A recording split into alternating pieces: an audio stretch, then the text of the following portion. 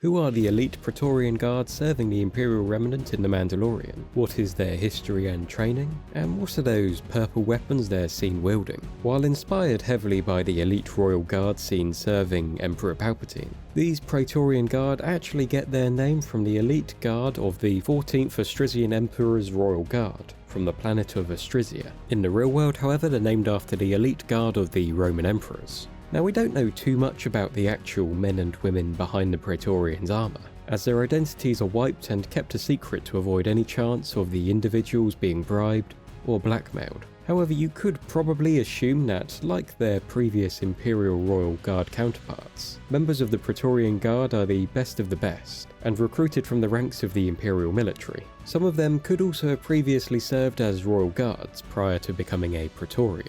Like the Royal Guards, Praetorians would likely need to meet a strict set of criteria, and this would require certain standards of strength, intelligence, and loyalty, with the Imperial Royal Guards of the past having to meet a height criteria of 6 feet or above.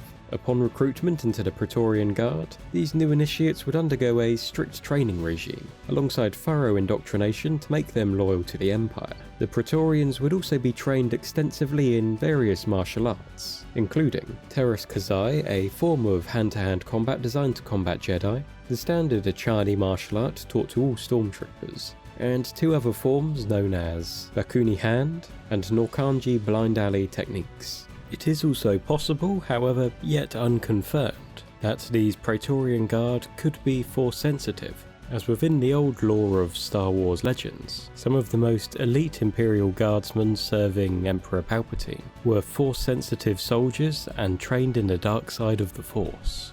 Praetorians also specialised in the use of various vibroblade-based weapons in different, unique forms. These weapons, be they the basic vibroblades and polearm weaponry wielded by the Praetorians in The Mandalorian, or the more advanced weaponry used by Snoke's Guard, are essentially just bladed weapons vibrated by an ultrasonic generator to give the weapon increased cutting power, and these weapons are then also energised to help them defend against lightsabers and similar weapons. And as for defense, these guys don't seem to be wearing the same Beskar armor worn by Moff Gideon and his Beskar troopers. Instead, they appear to be clad in what looks like a red version of standard stormtrooper armor. But in all likelihood, the armor is probably somewhere in between the improved red plastoid armor of the Imperial Royal Guard and the more advanced, specialised plastoid armour of the Praetorian Guards seen guarding Snoke in the sequel films. This more technologically advanced bit of armour includes mag coils ingratiated into the armour, allowing it to generate a magnetic field that deflects away blaster bolts and lightsaber strikes. And as for the history of the Praetorian Guard, well, we know that they were likely created after the fall of the Empire, to serve as elite bodyguards and enforcers for members of the Imperial Remnant's Shadow Council, with Commandant Brendel Hux and Captain Gilad Pelion having an ample enough supply of these guards to lend some to Moff Gideon. Under Gideon's command, these guards are now sporting Mandalorian-themed helmets, as Gideon does seem to have a slightly unhealthy obsession with Mandalorian cosplay. And these 3 Praetorian Guards are put to work, acting as ruthless enforcers, taking out any Mandalorian forces they come across. From here we can then jump forward several decades to see a now more heavily armoured set of Praetorian Guards acting as Supreme Leader Snoke's elite bodyguard. That is until they are cut down by Kylo Ren and Rey.